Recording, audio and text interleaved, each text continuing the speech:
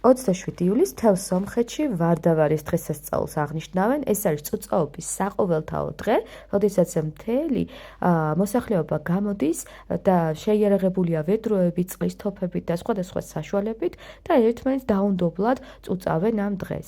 როგორც გავარკვიეთ, ვარდავარი უკავშირდება წარმართულ ღვთაება ასტრიქს, ხოლო ქრისტიანობის შემოსვლის შემდგომ ეს დღესასწაული ფერისცვალებას დაუკავშირდა და განწმენდას.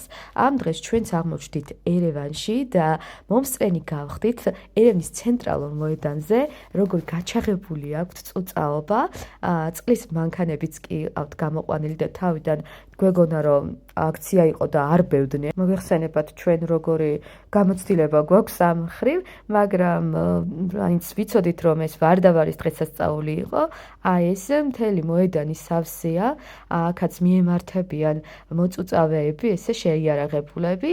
ამ დღეს ყველა ასაკის ადამიანი არის ქუჩაში და ესე ერთმანეთს ბედნიერები ასხამენ წყალს.